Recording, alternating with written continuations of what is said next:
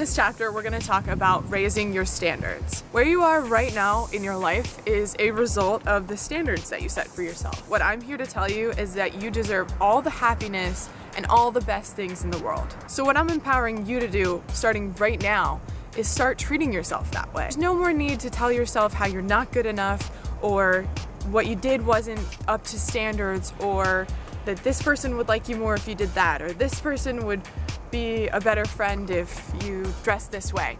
No more of that. You are exactly who you are, and you're exactly where you are because that's where you're supposed to be. You're an amazing, wonderful person, and the more that you act like that, the more you will attract people to you. You might be sitting here thinking, well, who's this girl to tell me all this? I'm somebody who's been in your shoes. I know exactly what it feels like to tell myself I'm not good enough and I'm not worth it. Those are horrible feelings, and all they do is keep you stuck. So it's time to raise your standards. A great exercise that I want you to do right now is write down what you deserve.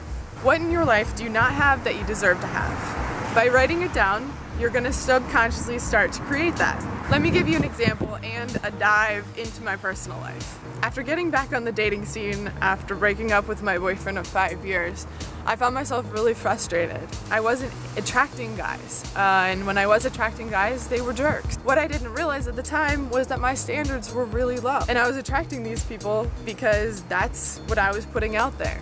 So I went in and I wrote myself a list of what my ideal man would be, how he would treat me, what he would be like, everything. I planned it out to a T.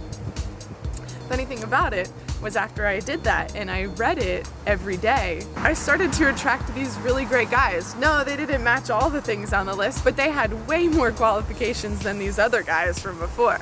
So I started to attract it, and I have no doubt in my mind that I will find that guy from my sheet eventually, because that's what I know I deserve. That's the standard that I'm looking for. So a few years later, it turns out that my sheet and my wishes were real. Meet Josh. He is the guy from my paper. He hit every single tick on the sheet that I wrote down. How incredible is that? So these things really do come true.